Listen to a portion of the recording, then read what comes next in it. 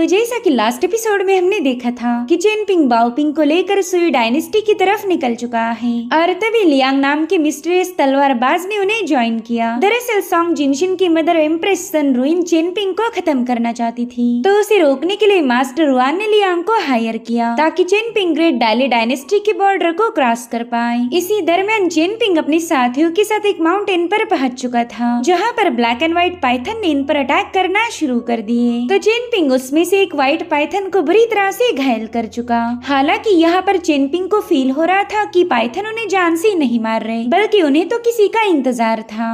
अब आगे तो इस एपिसोड की शुरुआत उसी सीन से होती जहाँ पर ब्लैक पाइथन मास्टर जू के एकदम करीब पहुँच गया था। तो मास्टर जू अपनी पूरी ताकत का इस्तेमाल करते हुए उस पाइथन के जबड़े को होल्ड कर रहे थे और उतने में वो डेटी उन्हें बताने लगा कि बीस्ट तुम्हें इतनी जल्दी नहीं मारने वाला, बल्कि ये तो तुम्हें डिवावर करने से पहले इंतजार कर रहा है ताकि तुम अपनी वाइटल एनर्जी को फुल्ली एक्टिवेट करो। अगर उसने तुम्हें ऐसे ही निगल लिया तो ये तुम्हारी एसेंस और स्पिरिट को डाइजेस्ट ही नहीं कर पाएगा। तुम्हें समझना चाहिए कि तुम अभी तक जिंदा कैसे बच गए। ये तुम्हारे एसेंस को हासिल करना चाहते ताकि इसका तुम्हें डिवावर करने से फायदा हो जाए। जिस पर मास्टर जो कहने लगे कि इनसे डरने का भी कोई फायदा नहीं, वैसे भी मौत तो पक्की होगी, तो डरपोक की मौत मरने से 1000 गुना ज्यादा बेहतर है मैं अपनी पूरी ताकत लगाकर इनका मुकाबला करूं। और फिर उन्होंने एक बार फिर से उस पाइथन पर पंच हिट कर दिया। यहाँ पर वो पाइथन भी उन्हें जानबूझकर सता रहा था। अगर वो चाहता तो मास्टर जू को वहीं पर खत्म कर देता, लेकिन उसने ऐसा नहीं किया। यहाँ पर मास्टर जू उसका मुकाबला करते हैं और उधर से वो डेटी उन्हें बता रहा था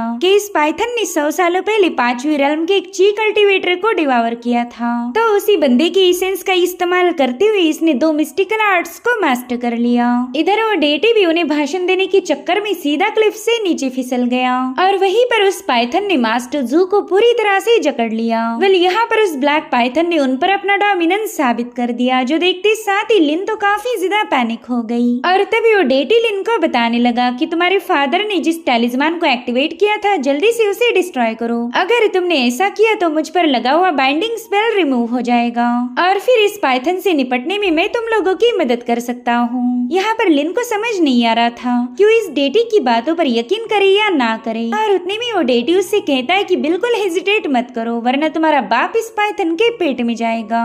वो कह रहा था कि अगर तुम उस टैलिस्मान को डिस्ट्रॉय नहीं कर पाई तो एटलीस्ट उस पर अपना पाव रख दो, उससे भी मेरा स्पेल रिमूव हो सकता है। जो सुनते साथ लिन फटाफट से उन क्लिफ को क्लाइंब करते हुए ऊपर की तरफ जाने लगी। उसे कुछ भी करके अपने फादर को बचाना था और चिनपिंग के अलावा बस ये डेटी है जो कि उनकी मदद कर सकता।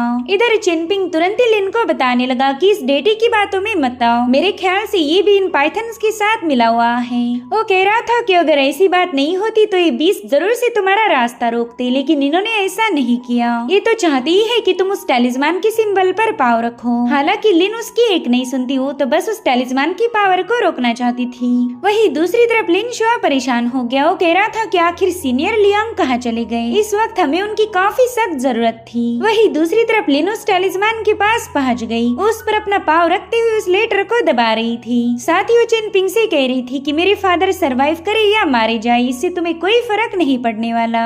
उनकी मौत से सिर्फ मेरी ही दुनिया बर्बाद हो जाएगी, जो कि मैं ऐसा नहीं होने दूंगी। और उतने में उस टैलिस्मान की जगह से ग्रीन एनर्जी रिलीज होने लगी, जो देखकर ही लिन काफी ज्यादा परेशान हो गई। और अब उस एनर्जी का भयानक फ्लो सीधे जाकर उस डेटी के अंदर समाने लगा। वो कह रहा था कि इस काम को करवाना बड़ा ही मुश्किल था, तुम लोगों ने मुझसे काफी ज्यादा मेहनत कराई। इनफैक्ट लिन जहाँ पर खड़ी थी वहाँ पर एक पौधा अपीयर हो गया, साथ ही साथ वो डेटी उसके पास पहुँच जाता है। वो लिन से कहता है कि मैं जानता हूँ तुम अपने फादर को बचाने के लिए काफी ज्यादा डेस्परेट थी, मैं तुम्हारी जज्बातों को समझ सकता हूँ और इसी वजह से तो मैंने तुम्हारी जैसी बेवकूफ लड़की का इस्तेमाल किया। और अब जैसे उस डेटी ने अपनी स्टिक वहाँ पर हिट करी, उसमें से एक फ्लावर ब्लूम हो जाता है, साथ ही साथ उस फ्लावर में से एक बंदा बाहर आ चुका था। वेल ये था उस डेटी का असली फॉर्म। उन दोनों पाइथन से कहने लगा कि हमारी डील हुई थी कि मैं उस हैट वाले बंदे का मुकाबला करने में तुम्हारी हेल्प करूंगा। दरअसल यहाँ पर वो लियांग की बात कर रहा था। वो कहता है कि उससे तो हम मिलकर निपट लेंगे, लेकिन इन बाकी के नमूनों के साथ क्या करना है ये तुम देख लेना।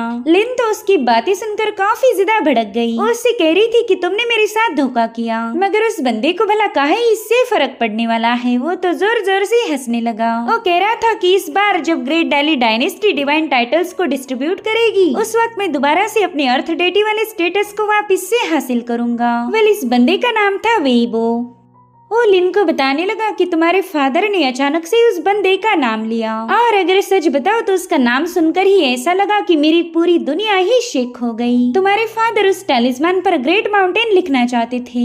अगर वो ऐसा करते तो शायद मुझे ग्रेट डेली डायनेस्टी के टाइटल की जरूरत भी ना पड़ती, मगर उस बंदे ने उन्हें ऐसा करने से रोक लिया। वो बंदा नहीं चाहता था कि मैं इस कीदुनशान माउंटेन का राइटफुल गॉड बनूं। यहाँ पर लिन वेइबो पर अटैक करने की कोशिश करती है, लेकिन वो बंदा तुरंत ही साइड में हट गया। इतना ही नहीं, उसने अपनी स्टिक की मदद से लिन को नीचे की तरफ फेंक दिया। वो कह रहा था कि उस लियांग ने यहाँ आकर 2 गलतियाँ कर दी। सबसे पहली गलती ये कि उसने यहाँ आने के बाद मुझे जरा भी रिस्पेक्ट पेश नहीं की, और दूसरी ये कि उसने मेरी पोजीशन छीनने की कोशिश की। उसने उन कैरेक्टर्स को डिसेंड होने से रोक लिया, और अब वो गुस्से में आकर जोर जोर से चिल्लाने लगा। वो लियांग से कह रहा था कि अगर तुझ में जरा भी दम है तो मेरे सामने आ जा। वेइबो की आवाज से वहाँ की सारी क्लिफ डिस्ट्रॉय होने लगी, जो देखते साथ ही बच्चे काफी ज्यादा पैनिक हो गए। इधर वेइबो कह रहा था लियांग जल्दी से मेरे सामने आ जा, और उतने में ही बैम्बू सोड सीधे उसके आर पार घुस गई। वेइबो को तो इसकी जरा भी उम्मीद नहीं थी, और उतने में ही लियांग अपनी सोड को बाहर पुल करते हुए कहने लगा कि क्या तुम मुझे ढूंढ रहे थे।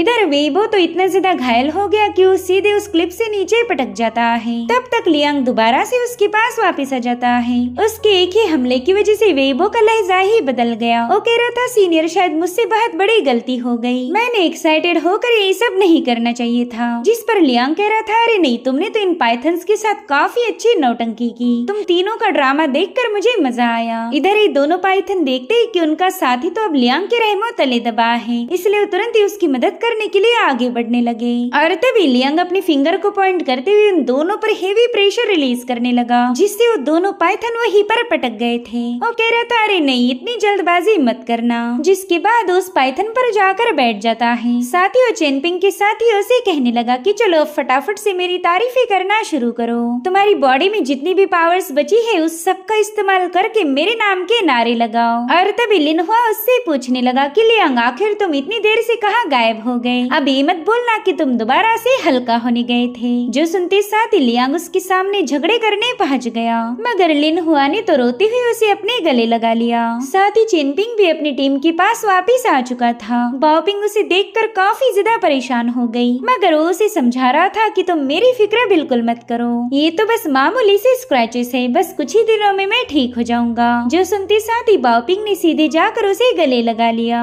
वहीं पर मास्टर जू लिन को बता रहे थे कि अगर तुम किसी चीज के हाथों मारे नहीं गए तो वो चीज तुम्हें स्ट्रॉन्ग बनाएगी। इन पाइथन्स के साथ फाइट करके मुझे एक नया कॉन्फिडेंस मिल चुका है। साथ ही साथ लियांग का भी शुक्रिया अदा करते हुए कहने लगे कि रेड कैंडल टाउन पहुँचते ही मैं तुम्हारे लिए एक बेहतरीन सी वाइन खरीदूंगा। जिस पर लियांग कह रहा था अरे यार, आपने तो वाइन का सरप्राइज खराब कर दिया। अगर आप बिना बोले वाइन परचेस करते तो और भी ज्यादा मजा आ जाता। और तभी उसने देखा कि डेटी तो वहाँ से भागने की फिराक में है, इसीलिए लियांग तो सीधे उसके सामने जाकर खड़ा हो गया। उसे कह रहा था ना ना ना, भागना तो अलाउड नहीं है। तो डेटी पैनिक होते हुए कहने लगा कि योर ग्रेस प्लीज मेरे जैसे मामूली बंदे के साथ खिलौने जैसा मत खेलिए। और उतने में ही लिन लियांग से गुस्से में कहने लगी कि इसे बिल्कुल जिंदा मत छोड़ना। तो लियांग उससे पूछता है कि भला मैं ऐसा क्यों करूं? इस बंदे के साथ तो मेरी कोई जाती दुश्मनी नहीं, मेरा तो बस एक ही फंडा है, नो कनेक्शन नो एनिमी, इसलिए मैं इस बंदे को नहीं मारूंगा। जिस पर लिन कह रही थी कि इन दोनों कमीने पाइथन्स ने हमें काफी देर तक परेशान किया,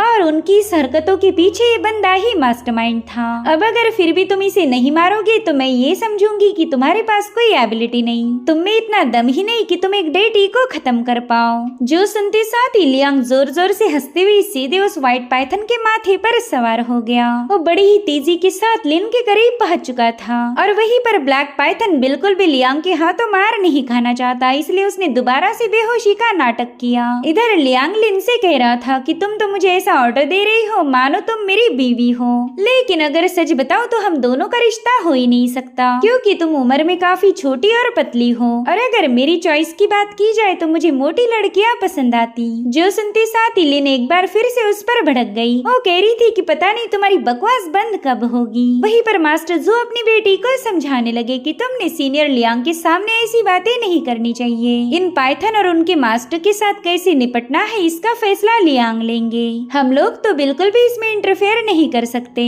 जो सुनते साथ ही लियांग कहने लगा चलो अब इन सबकी किस्मत का फैसला करूंगा। और अब वो डेटी से कहने लगा कि मैं तुम्हें जिंदा छोड़ने के लिए तैयार हूँ, लेकिन तुमने मेरे साथियों के साथ काफी देर तक फाइट की। जरा देखो तुम्हारी वजह से ये लोग कितने ज्यादा घायल हो गए। तो अब तुमने भी मेरे साथियों को थोड़ा बहुत कंपेंसेशन देना चाहिए, तभी जाकर उनका गुस्सा ठंडा होगा। जो सुनते साथ ही वो डेटी भी तुरंत ही इसके लिए राजी हो गया। अब अगले सीन में हम 3 जायंट टर्टल्स को देख पाते हैं। दरअसल यही उस डेटी की तरफ से इन सब के लिए एक तोहफा था। लिन हुआ तो खुश होकर लियांग की तारीफें करते हुए कहने लगा कि इस बार तुमने काफी अच्छा काम किया। काश मेरे पास भी लियांग जैसी एबिलिटीज होती। जिस पर लिनशुआ कह रहा था क्या तुम कभी हार्डशिप को फेस कर सकते हो? अगर तुमने मुश्किलों को फेस करना सीख लिया फिर तुम आगे चलकर ऐसे ही कारनामे करोगे। जिस पर लिनहुआ कहने लगा ना, मुसीबतें तो मुझे बिल्कुल भी पसंद नहीं आती। जिस पर लिनशुआ कहने लगा फिर तो तुम्हारे पास एक ही ऑप्शन है, तुम्हें ढेर सारी किताबें पढ़नी होगी, फिर तो तुम अपनी बातें और नॉलेज दिखाकर ही किसी को भी इम्प्रेस कर लोगे। जिस पर लिनहुआ कह रहा था कि एक बार मुझे मेरी मदर ने बताया था कि जो तुम्हारी किस्मत में है वो तुमसे कोई भी छीन नहीं सकता। लेकिन सच बताओ तो मुझे ऐसा लगता है कि मैं आगे चलकर बस एक लूजर रहूंगा। ऑलरेडी मेरी फैमिली काफी ज्यादा गरीब है और मेरे फादर को तो बिल्कुल शराब से फुर्सत नहीं मिलती। आगे चलकर अगर किसी ने मेरी फैमिली को परेशान किया तो मैं उन्हें बचा नहीं पाऊंगा। और इसी वजह से मैंने एक और बैकअप प्लान तैयार किया। मैं चाहता हूँ कि लियांग मेरी माँ के साथ दूसरी शादी कर ले, फिर तो हमें कोई टेंशन नहीं होगी। अब हमें थोड़ी देर बाद की कहानी दिखाई जाती है जहाँ पर चिनपिंग बाम्बूस की कटिंग कर रहा था। तो लियांग उसे बताता है कि ये सारा जंगल वेइबो से कनेक्टेड है। उस डेटी की हजारों सालों की ऑरा इस जंगल ने एब्सॉर्ब की। तो मुझे नहीं लगता कि तुम्हारी इस हरकत को देखकर वेइबो को खुशी होगी। जिस पर चिनपिंग कहने लगा कि मैं उस बंदे जैसा बिल्कुल नहीं हूँ, भले ही वो अपनी पावर्स के लिए इस जंगल पर डिपेंड रहता, लेकिन मैं बस खुद की ऑरा पर यकीन करता हूँ। मेरे सीने के अंदर जो एनर्जी मौजूद है वो इस जंगल की ऑरा से कई गुना ज्यादा इम्पोर्टेंट होगी।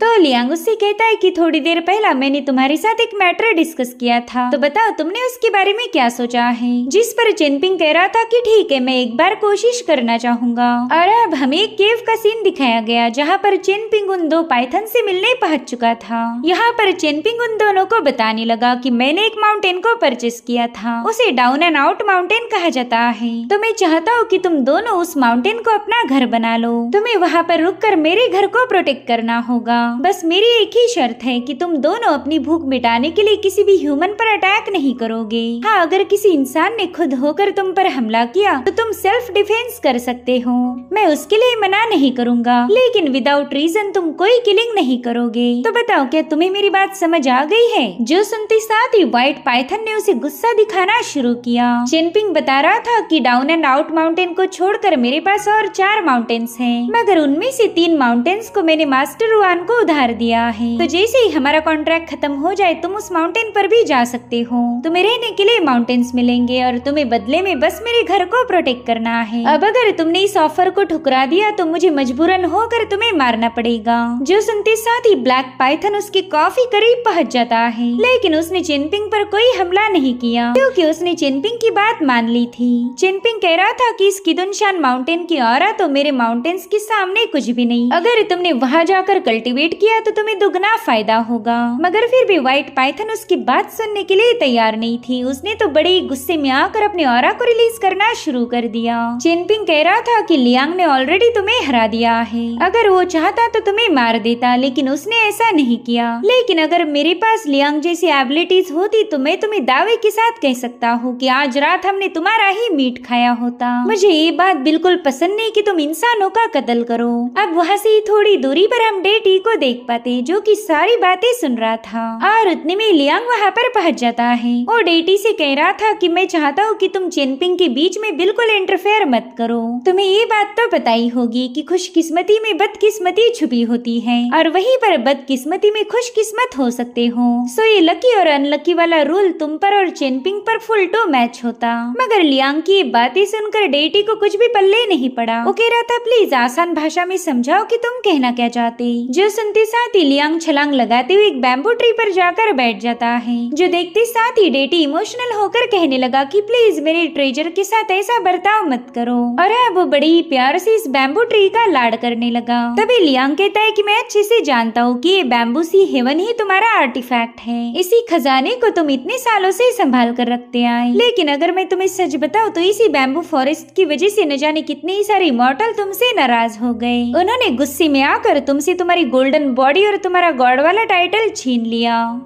तो वे वो लियांग के सामने अपना सिर झुकाते हुए कहने लगा कि मैं इस कीदुनशान माउंटेन का लैंड गॉड हूँ। हजारों सालों पहले डिवाइन वाटर किंगडम के पुराने एम्परर ने मुझे मिलने बुलाया था। उन्होंने मेरे साथ माउंटेन गॉड के टाइटल के बारे में डिस्कस किया। उन्होंने मुझे माउंटेन गॉड बनाने का फैसला कर लिया था, मगर फिर हमारी किस्मतों ने बड़ा ही अजीब सा मोड़ लिया। उस वक्त डेली डायनेस्टी का सॉन्ग क्लैन काफी तेजी के साथ राइज होने लगा और देखते ही देखते डेली डायनेस्टी में उनकी हुकूमत शुरू हो गई। उस वक्त डेली डायनेस्टी का जो फाउंडिंग एम्परर था उसके साथ मेरी थोड़ी बहुत बहसबाजी हुई, तो उस बंदे ने गुस्से में आकर मुझसे मेरी पोजीशन छीन ली। मेरा टाइटल मेरे हाथ से जा चुका था और इसी वजह से मुझे अर्थ पर आना पड़ा। वो लोग मुझे अभी भी बहुत बड़ा पापी मानते हैं, जबकि मेरी कोई गलती नहीं थी। जो सुनते साथ ही लियांग कहने लगा, अरे अरे तुम्हारी कहानी सुनकर तो मेरी आंखों में आंसू आ गए। और तभी वो डेटी उसके सामने अपना सिर झुकाते हुए पूछने लगा कि क्या आप मुझे बता सकते हो कि आपको मेरे इस बैम्बू स्टाफ के बारे में कैसे पता चला? मैंने आज तक ये बात किसी के साथ शेयर नहीं की थी कि ये बैम्बू फॉरेस्ट हेवन से यहाँ आया है। तो लियांग उसे बताने लगा कि अरे एक बार मैंने बैम्बू सी हेवन में ट्रैवल किया था, वहाँ पर एक लेडी बैम्बू के साथ मेरा चक्कर चला था, तो उसी से मुझे थोड़ी बहुत जानकारी मिली। अच्छा मुझे ये बताओ, अगर उन पाइथन्स की जगह पर चेनपिंग तुम्हें उसके माउंटेन पर मूव होने का ऑफर देता तो तुम क्या करते? जिस पर वो डेटी कह रहा था कि मैं तो तुरंत ही उस बंदे की बात मानकर वहाँ पर शिफ्ट हो जाता। जो सुनकर लियांग अपनी एनर्जी को रिलीज करते हुए कहने लगा कि अरे वाह, तुमने तो अपने आधे जंगल को बचा लिया। उस डेटी ने देखा कि उसके तो 4-5 बैम्बू के पेड़ कट चुके हैं। वो कह रहा था, ग्रेट इमॉर्टल प्लीज अपने गुस्से को शांत कीजिए। जिस पर लियांग कहने लगा कि मैं इन दोनों पाइथन की हकीकत को अच्छे से जानता हूँ। दरअसल ये दोनों भी एक इमॉर्टल के शतरंज के प्यादे हैं। इन्हें ब्लैक एंड व्हाइट स्टोन के नाम से जाना जाता था। और अब हमें वो दोनों पाइथन दिखाए गए जिन्होंने दोनों साइड से चेनपिंग को घेर लिया था। साथ ही साथ बैकग्राउंड में लियांग हमें उनकी कहानी बताता है। वो कहने लगा कि ये ब्लैक चेस पीस एक ग्रेट ड्रैगन को स्ले करने की चाबी है, इसलिए वो अच्छे से जानता है कि उसने खुद के गुस्से को काबू कैसे करना है, क्योंकि वो बिल्कुल जल्दी मरना नहीं चाहता। उसका एक मकसद है और वहीं पर व्हाइट पाइथन बस एक व्हाइट कलर का चेस पीस था जिसका कोई मकसद नहीं, इसलिए व्हाइट पाइथन बस यहाँ पर अपनी मर्जी चलाती है। कोई उसे कंट्रोल नहीं कर सकता, अगर वो चाहे तो किसी को भी खत्म कर दे। ये सब सुनकर वो डेटी कह रहा था कि आपको ऑलरेडी सब कुछ पता है, लेकिन फिर भी आपने उस बच्चे को उन दोनों सांपों के बीच छोड़ दिया। तो लियांग उससे पूछता है, क्या तुम्हें लगता है चेनपिंग मुझसे मदद मांगेगा? जिस पर वो डेटी कह रहा था, हाँ बिल्कुल उसने मांगनी चाहिए, कोई भी बंदा अपनी जान से ऐसे ही नहीं खेल सकता। जिस पर लियांग कहता है, चलो फिर क्यों ना एक शर्त लगाई जाए। मैं शर्त लगाता हूँ कि चेनपिंग मेरे सामने रिक्वेस्ट करेगा और तुम शर्त लगाओ कि चेनपिंग मेरे सामने रिक्वेस्ट नहीं करेगा। यहाँ पर लियांग ने उसी की बात उसी पर घुमा दी थी। तो वेबो कहता है, ठीक है मैं आपके साथ शर्त लगाने के लिए तैयार हूँ, लेकिन फिर अगर मैं हार गया तो आप मेरे साथ क्या करोगे? जिस पर लियांग कह रहा था कि वो देखो वहाँ पर तुम्हारे जितने भी बाम्बू के पौधे हैं वो सब के सब गायब हो जाएंगे। इतना ही नहीं, मैं तुम्हें तुम्हारे पुराने फॉर्म में दोबारा से वापस भेज दूंगा। तो बेचारा बंदा टेंशन में आते हुए पूछने लगा कि ग्रेट इमॉर्टल बताओ फिर मेरे जीतने के कितने चांसेस हैं? तो लियांग कहता है कि बस 100 में से 1 ही % चांस है कि तू जीत जाएगा। और फिर वो चिल्लाते हुए चेनपिंग से कहने लगा कि अगर तुझे जरूरत पड़ी तो बस मुझे आवाज लगाना, मैं फटाफट से तेरी मदद करने पहुँच जाऊंगा। इधर वो डेटी कह रहा था, सीनियर आपने तो मेरे साथ चीटिंग की, अब आपने चेनपिंग को ऑलरेडी बता दिया है कि आप उसकी मदद करोगे तो जरूर से आपको अंदर बुला लेगा। तो लियांग उनसे कह रहा था, मेरे भाई इतने भी उदास मत हो सकता है कि चेनपिंग अकेले उन दोनों पाइथन से निपट ले, उसके पास भी हुक्म का कोई इक्का होगा जिसका वो इस्तेमाल कर सकता है। यहाँ पर चेनपिंग उस व्हाइट पाइथन से कहने लगा कि मैंने तुम्हें सारे फायदे बता दिए हैं, आखिरी फैसला तुम्हारा होगा, बताओ तुम क्या करना चाहती। और हाँ ये मत सोचो कि लियांग यहाँ आकर तुम्हें बचा लेगा। दरअसल मेरे होम टाउन पर एक बोर्ड है जिस पर लिखा है कि किसी पर डिपेंड मत रहना। अगर मैं खुद कोई काम नहीं कर सकता तो मैं दूसरों से मदद कैसे मांग सकता हूँ। और शायद ये बात लियांग भी अच्छे से जानता था और इसी वजह से वो इस डिस्कशन में शामिल नहीं हुआ। उसे पता था कि अगर वो यहाँ रहता तो तुम लोग मुझे इग्नोर करते। मैं जानता हूँ तुम मुझे मारना चाहती, लेकिन तुम बस लियांग की वजह से खामोश हो। मगर लियांग से डरने की कोई जरूरत नहीं, तुम मुझ पर एक्शन ले सकती हो। जो सुनते साथ ही वो व्हाइट पाइथन सीधे चेनपिंग पर अटैक करने के लिए आगे बढ़ने लगी, मगर उसी वक्त ब्लैक पाइथन ने उस पर हमला कर दिया। यहाँ पर व्हाइट पाइथन बुरी तरह से तड़प रही थी। इधर उस डेटी को भी पाइथन की आवाजें सुनाई देने लगी तो लियांग से कहता है कि क्या तुम उस बच्चे की मदद नहीं करोगे? अगर तुमने ऐसा नहीं किया तो बच्चा उनके बीच में मारा जाएगा। इधर चेनपिंग उस ब्लैक पाइथन से कहने लगा कि इसे छोड़ दो, इसे इसका फैसला खुद लेने दो। जो सुनते साथ ही ब्लैक पाइथन ने तुरंत ही व्हाइट पाइथन को रिलीज कर दिया। यहाँ पर चेनपिंग कह रहा था कि मैं जानता हूँ तुम्हें मुझसे इतनी नफरत क्यों हो गई। मैंने तुम्हारे एक विंग को काट दिया था और इसी वजह से तुम मुझे पसंद नहीं करती। खैर तुम इंसानों की भाषा समझ सकती हो, तो मैं चाहता हूँ कि तुम अपने हेड को नॉड करके बस मुझे जवाब दो। हालांकि व्हाइट पाइथन उसके टर्म्स को मानने के लिए तैयार नहीं थी। उसने तो सीधे चेनपिंग पर अटैक करना शुरू कर दिए और एक बार फिर से चेनपिंग उसके जबड़े को होल्ड करके साइड में हट गया। इधर डेटी उसके लिए और भी ज्यादा परेशान हो गया, मगर लियांग कह रहा था कि ये चेनपिंग का फैसला है, मैं इसमें इंटरफेयर नहीं कर सकता। और अब फाइनली वो मैजिकल मोमेंट आ गया जहाँ पर हमें चेनपिंग के माइंड स्पेस का नजारा दिखाया जाता है। कई सारी हेवी सोर्स उसके माइंड स्पेस में डिसेंड हो गई। साथ ही साथ वहाँ पर सोर्ची पावर का एक जोरदार एक्सप्लोजन होकर सोर्ड फेरी उसमें से बाहर आ गई। ये सीन वाकई कमाल का था। यहाँ पर सोर्ड फेरी सीधे चेनपिंग के पीछे खड़ी हो गई और वहीं पर चेनपिंग अपने फिंगर को पॉइंट करते हुए व्हाइट पाइथन से कहने लगा कि मैंने तुम्हें फैसला लेने का मौका दिया था। उसके हाथों में बहुत ही भयानक सोड एनर्जी जमा हो रही थी। तब तक व्हाइट पाइथन भी उसे निगलने के लिए उसके काफी करीब पहुंच गई और फिर यहाँ पर चेनपिंग ने अपनी हेवनली सोड को हुक्म दिया कि सोड चल आ जा। और फिर क्या, उसके एक ही इशारे पर वहाँ पर बहुत ही गजब की पावर्स रिलीज होने लगी। चेनपिंग की तलवार की एनर्जी ने उस व्हाइट स्नेक की बॉडी को बुरी तरह से डैमेज करना शुरू कर दिया। बस कुछ ही सेकंड्स में उसकी बॉडी खून से लथपथ हो गई। इतना ही नहीं, चेनपिंग की खतरनाक एनर्जी उस पूरे जंगल में फैल गई, जिससे डेटी तो सीधा नीचे पटक चुका था। इनफैक्ट बाओपिंग और लिनहुआ वहाँ से काफी ज्यादा दूर थे, मगर उस एनर्जी से उन पर भी असर होने लगा। उन्हें समझ नहीं आ रहा था कि अचानक से इतना भयानक तूफान कैसे आ गया। साथ ही उस केव में से हम एक जायंट सोड को बाहर रिलीज होता हुआ देख पाते हैं, जो कि अपने खतरनाक एनर्जी फ्लक्चुएशंस को रिलीज करते हुए उस पूरे इलाके को डोमिनेट करने लगी। सो ये थी हमारे हीरो चेनपिंग की असली पावर, जिसने बस कुछ ही पलों में इस पूरे फॉरेस्ट को ही शेक करके रखा।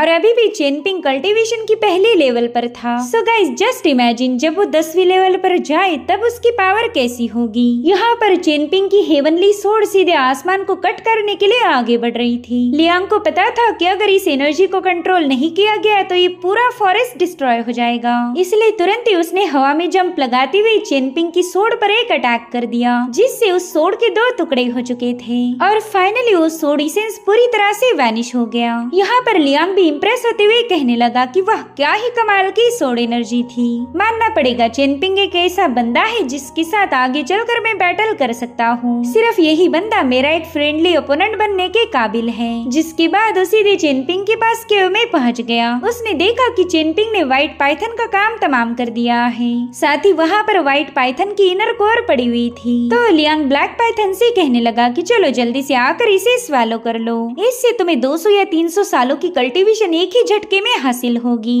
और हाँ, इस कोर को खाने का मतलब ये है कि तुम्हें चेनपिंग की शर्तें मंजूर थी। जो सुनते साथ ही ब्लैक पाइथन ने फटाफट से उस कोर को निगल लिया। यहाँ पर चेनपिंग ये सब देख कर कहने लगा कि ये दोनों न जाने कई सौ सालों से एक साथ थे, मगर फिर भी इस पाइथन ने अपनी साथी की कोर को डिवावर कर लिया। जिस पर लियांग कह रहा था मेरे दोस्त, एक ही माउंटेन पर 2 टाइगर्स नहीं रह सकते। इनके पास ना ही समझ है और ना ही नॉलेज, इसलिए इन्हें दुनियादारी की बातें पल्ले नहीं पड़ती। तुम जरा इस ब्लैक पाइथन को केयरफुली ऑब्जर्व करो, ये कितना ज्यादा खुश है। ऐसा लगता है कि व्हाइट पाइथन को न जाने कब से ही डिवावर करना चाहता था और आज उसकी ख्वाहिश पूरी हो गई। अगर इन माउंटेन स्पिरिट्स की बात की जाए तो इनके लिए सबसे ज्यादा इम्पोर्टेंट है खाना। खाने के लिए किसी भी हद तक जा सकते हैं। अगर तुम चाहते हो कि पाइथन तुम्हारे साथ वफादार रहे तो तुम्हें इस पर अपना डोमिनेंस साबित करना होगा, और जैसे ही तुम्हारी डील पक्की हो जाए तुम्हें इसे प्यार से भी रखना पड़ेगा। तुम्हारी प्यार और डांट का कॉम्बिनेशन अगर सही रहा तो ये जरूर से तुम्हारे माउंटेन को प्रोटेक्ट करेगा। वैसे मैंने देखा तुमने अपनी ढेर सारी सोड एनर्जी को जाया कर दिया, क्या तुम्हें इसके लिए बुरा नहीं लग रहा? जिस पर चेनपिंग कह रहा था ना, बिल्कुल बुरा नहीं लग रहा, बल्कि ये फ्रस्ट्रेशन तो काफी दिनों से मेरे सीने में कैद था जो कि आज मैंने रिलीज कर दिया। सच बताओ तो आज मुझे काफी बेटर फील हो रहा। पहले तो मैं मार्शल आर्ट को बस सरवाइव करने के लिए ही प्रैक्टिस किया करता था, मगर आज मुझे रियलाइज हुआ कि मेरा असली टारगेट क्या है। मैं तो कल्टीवेशन के शिखर को छूना चाहता हूँ। जो सुनकर लियांग भी इम्प्रेस होकर हंसने लगा। वो कह रहा था कि तुम्हारा तो ठीक है, लेकिन तुम्हारी वजह से मैं उस डेटी के साथ शर्त हार गया। और तभी वो डेटी भी उनके सामने अपीयर हो गया। लियांग उस डेटी से कह रहा था कि मुझे तुम्हारे फॉरेस्ट से एक सबसे पावरफुल बैम्बू चाहिए, उसका यूज करके मैं एक नई सोड बनाना चाहता हूँ। मेरी बैम्बू सोड तो चेनपिंग की सोड एनर्जी की वजह से ही डिस्ट्रॉय हो गई। और हाँ, ये बात मत भूलो कि चेनपिंग की मदद के साथ ही तुमने मुझे शर्त में हरा दिया, वरना तो मैं तुम्हारा आधा बाम्बू फॉरेस्ट काटने वाला था। तो डेटी कहता है कि मैं जरूर से चेनपिंग के लिए एक बेहतरीन सा तोहफा दूंगा। और फिर क्या, डेटी ने दिया हुआ तोहफा लेकर लियांग अपने साथियों के पास पहुंच गया। लियांग ने बता रहा था कि तुम सबको इसमें से एक एक ट्रेजर डिस्ट्रीब्यूट होगा। तो ये सभी बच्चे ट्रेजर्स कलेक्ट करने चले गए। यहाँ पर बाओपिंग चेनपिंग को बुला रही थी कि आप भी आकर आपके हिस्से का ट्रेजर कलेक्ट कीजिए। तो चेनपिंग उसे बताता है कि तुम अपने हिस्से का ट्रेजर चूज करो, मेरी फिक्र मत करो। लेकिन बाओपिंग चेनपिंग को भी ट्रेजर देना चाहती थी, तो तुरंत ही अपने दोस्तों को साइड में हटाते हुए चेनपिंग के लिए ट्रेजर ढूंढने लगी। इधर मास्टर जू को एक पिल मिली, वो तो उसे देखकर ही हैरान थे। वो कहते क्या वाकई ये पिल हजारों साल पुरानी है? मुझे तो यकीन ही नहीं हो रहा कि मैं एक एंशिएंट ट्रेजर को छू पा रहा हूँ। यहाँ पर बाओपिंग ने चेनपिंग के लिए एक सोड सिलेक्ट की थी, मगर लियांग उससे कह रहा था कि मेरे ख्याल से ये सोड तुमने रखनी चाहिए, जिसके बाद तुम्हें बस एक सोड नर्चरिंग गोड की जरूरत पड़ेगी। फिर वो गोड तुम्हारी लेफ्ट साइड पर होगा और ये तलवार तुम्हारी राइट साइड पर। इतना ही नहीं, फिर तुम लाल कपड़े पहनकर एक घोड़े पर सवार हो जाना, और मैं चाहता हूँ कि तुम पूरी जियांगो का चक्कर लगाना। फिर तुम देखती जाओ कि कैसे लोग तुम्हें प्रेज करेंगे। बाओपिंग तो ये सुनकर काफी ज्यादा खुश हो गई और उतने में चेनपिंग वहाँ पर पहुँच जाता है। अब यहाँ पर बाओपिंग उसे अपनी सोड देने की कोशिश करने लगी। हालांकि चेनपिंग उससे कह रहा था कि मैं जानता हूँ तुम्हें ये सोड पसंद आई, तो मैं चाहता हूँ कि ये सोड तुम रख लो। वहीं पर लियांग कहने लगा, हाँ बिल्कुल, चेनपिंग तो एक तलवारबाज है, भला उसी तलवार की क्या जरूरत पड़ेगी। और अब हमें थोड़ी देर पहले की कहानी दिखाई जाती है, जहाँ पर डेटी ने चेनपिंग से वादा किया था कि वो चेनपिंग के माउंटेन पर जाकर उसके लिए एक बाम्बू का हाउस बनाएगा, ताकि चेनपिंग वहाँ जाकर सीनरी का मजा उठा पाए। जिस पर चेनपिंग कह रहा था, हाँ जरूर, उस माउंटेन पर आप, मैं और हमारा ब्लैक सरपंट रहेगा। और अभी दोनों भी डेटी वेइबो से अलविदा कहते हुए वहाँ से रवाना हो गए। अब सीन शिफ्ट होकर हमें एक अनजान शहर दिखाया गया, जहाँ पर एक लड़की ग्यूकिन को प्ले कर रही थी। वेइबो ने देखा कि उसका स्टैचू जो कि अंडर वाटर पड़ा था वो इसी बंदी ने बाहर लाया। मेरे ख्याल से यही बंदी आगे चलकर वेइबो की पार्टनर बनेगी। वो कह रहा था कि मैंने पास्ट को भूलकर एक नई शुरुआत करनी चाहिए। खुशकिस्मती और बदकिस्मती ये आपस में उलझी हुई है। ग्रेट इमॉर्टल लियांग ने सही बोला था कि मैं बस इस बाम्बू फॉरेस्ट से प्यार करता हूँ और हजारों सालों से इसी में कैद रहा। मैं इस बाम्बू फॉरेस्ट की पावर में इतना ज्यादा खो गया कि मॉर्टर रेल्म के साथ मेरा जो कार्मिक कनेक्शन था उसे पूरी तरह से भूल गया। लेकिन अब मेरी आंखों पर बंधी हुई पट्टी हट चुकी है, अब मैं सच्चाई को देख सकता हूँ। सीनियर लियांग ने मेरी सबसे बड़ी उलझन को सुलझा दिया और उन्हीं की मदद से मैंने अपने डिमोनिक बैरियर को ब्रेक कर दिया। तब तक ब्लैक पाइथन भी वेइबो के पास पहुँच चुका था। उस पाइथन से कहने लगा कि क्या तुम्हें पता है लियांग ने चेनपिंग की मदद क्यों नहीं की? क्योंकि वो चाहता था कि चेनपिंग खुद की मदद खुद करे। एक जमाने में मैं डिवाइन वाटर किंगडम का राइचस गॉड हुआ करता था, मगर डिवाइन वाटर किंगडम के साथ मेरा स्टेटस भी गिरने लगा। मुझे इतना ज्यादा गिराया गया कि मैं एक मामूली सा लैंड गॉड बन गया और इसी वजह से मैं तुम दोनों के साथ भी अच्छे से नहीं रह पाया। ब्लैक एंड व्हाइट पाइथन, तुम मेरे पड़ोसी थे, लेकिन मैंने अपने बुरे कामों में तुम्हें भी शामिल किया। दरअसल मैं डायली डायनेस्टी के काम करके अपना फायदा कराना चाहता था। मुझे लगा था कि वो लोग मुझे प्रॉपर टाइटल के साथ नवाजेंगे, लेकिन ऐसा नहीं हुआ और उनके चक्कर में मैं बस बुरे कामों में फंसता गया, मगर आज मैंने ठान लिया कि मैं बस अपनी कल्टीवेशन पर फोकस करूंगा। और उसके ऐसा कहते साथ ही उस फॉरेस्ट में मौजूद सारी ऑरा वेइबो की बॉडी में समाने लगी। यहाँ पर हम वेइबो का असली फॉर्म देख पाते हैं। वो एक बड़ा ही शानदार गॉड के अवतार में तब्दील हो गया। वो ब्लैक पाइथन को बता रहा था कि अब मैं खुद की मेहनत के साथ एक सेंट बनूंगा। साथ ही उसने ब्लैक पाइथन के सामने एक पाउच रखा जिसके अंदर स्मॉल टाउन के ट्रू ड्रैगन के गोल्ड स्टोन्स थे। वो उसे बता रहा था कि ये चेनपिंग की तरफ से तुम्हारे लिए तोहफा है। वेल, इन स्टोन्स में इस दुनिया के सबसे आखिरी ट्रू ड्रैगन का स्पिरिचुअल ब्लड है। दुनिया के पावरफुल से पावरफुल बीस्ट भी इन्हें हासिल करने के लिए मरे जाते। सो तुम्हारी किस्मत अच्छी है कि चेनपिंग ने ये तुम्हें तोहफे में दिया। सो चलो अब हमने चेनपिंग के माउंटेन की तरफ निकलना चाहिए। उसका डाउन एंड आउट माउंटेन ही हमारा घर होगा। हम वहाँ पर जाएंगे और लोगों को आउट करेंगे। सो इस तरह से ये दोनों भी अपने नए घर की तरफ रवाना हो गए। वही दूसरी तरफ चेनपिंग बाओपिंग से कहने लगा कि लियांग ने बताया था कि वेइबो का बाम्बू फॉरेस्ट काफी ज्यादा स्पेशल है। सो अगर तुम चाहो तो मैं वहाँ के बाम्बू का इस्तेमाल करके तुम्हारे लिए एक नई बास्केट बना सकता हूँ। हालांकि बाओपिंग ने इसके लिए मना कर दिया। वो कह रही थी मार्शल अंकल, यही बास्केट मुझे काफी ज्यादा पसंद आई। इनफैक्ट मैंने तो इसे ऑलरेडी एक नया नाम दिया। मैं इसे बुलाती हूँ ग्रीन कोट। जो सुनते साथ ही लियांग की हंसी छूट गई। वो कह रहा था पता नहीं इस बच्ची के दिमाग में इतने फालतू आइडिया कहाँ से आते। शुक्र मनाओ कि बाओपिंग थोड़ी सी क्यूट है, वरना मेरी तो हंस हंस के जान चली जाती। तभी चेनपिंग उससे कहने लगा कि जब मेरा डाउन एंड आउट माउंटेन पर घर बनेगा तब मैं चाहता हूँ कि तुम खुद ही उस घर को कोई नाम दो। जो सुनते साथ ही लियांग बड़े ही स्टाइल के साथ अपने जलवे दिखाते हुए कहने लगा कि उस घर को हम बुलाएंगे Liang the fierce tower. Liang की आवाज सुनकर ही जंगल के परिंदे इधर उधर भागने लगे, मगर उसके इस नाम को चेनपिंग और बाओपिंग ने फुलटो इग्नोर मारा। वो कह रहा था अरे रुको, मैं कोई दूसरा नाम सजेस्ट करूंगा, मगर चेनपिंग ने उससे आइडिया लेने का ख्याल दिल से ही निकाल दिया। और अब इसी यहीं पर कट होकर हमें ग्रेट डैली डायनेस्टी का नजारा दिखाया गया, जहाँ के पैलेस के सामने ढेर सारे सिपाही तैनात थे। साथ ही साथ उस पैलेस के आसपास बहुत ही पावरफुल एनर्जी रिलीज हो रही थी। ऐसा लगता है कि मानो ये पावर उस पैलेस को प्रोटेक्ट कर रही हो। दरअसल ये एसेंस एक बहुत ही भयानक सोर्ड से रिलीज हो रहा था। और अब हमें दिखाया जाता है डैली डायनेस्टी का होने वाला एम्परर, जो कि एक जमाने में चेनपिंग का पड़ोसी हुआ करता था। और ये कोई और नहीं बल्कि है सोंग जिनशिन। और इसी वजह से सनरोइन चेनपिंग को मारना चाहती थी। यहाँ पर उसकी सर्वेंट जीगोई उसके लिए चाय लेकर आई थी। यहाँ पर जीगोई सोंग जिनशिन को बताने लगी कि मैंने सुना है बहुत ही पावरफुल बंदे ने चेनपिंग के साथ अलायंस की। वो उसे ग्रेट डैली डायनेस्टी की बॉर्डर को क्रॉस कराएगा। जिस पर सोंग जिनशिन कहता है कि चाहे वो लियांग कितना ही ज्यादा पावरफुल क्यों ना हो, उसे अपनी हरकतों के लिए डैली डायनेस्टी को जवाब देना पड़ेगा। अभी इसी यहीं पर कट होकर हमें एक रिवर का नजारा दिखाया गया, जहाँ पर एक बंदे के पहुंचते ही पूरी तरह से खलबली मच गई थी। और उतने में वहाँ पर एक दूसरे वॉरियर की भी एंट्री हो गई। वो कह रहा था कि मैं यहाँ पर चेनपिंग के साथ ही लियांग की पावर को विटनेस करने आया हूँ। मैंने सुना था कि वो एक महान तलवारबाज है। जिस पर वो दूसरा कल्टीवेटर कहने लगा कि फिर तो हमने उसके आने का इंतजार करना चाहिए। मेरे ख्याल से ये ग्रेट डैली डायनेस्टी की बॉर्डर थी। अगर चेनपिंग ने अपना आगे का सफर पानी के रास्ते से पूरा किया तो उसे यहीं से गुजरना होगा। साथ ही ये दोनों बंदे उसके दोस्त है या दुश्मन ये वक्त आने पर पता चलेगा। और इसी के साथ एपिसोड यहीं पर एंड हो जाता है। Thank you so much for watching. Bye bye, take care.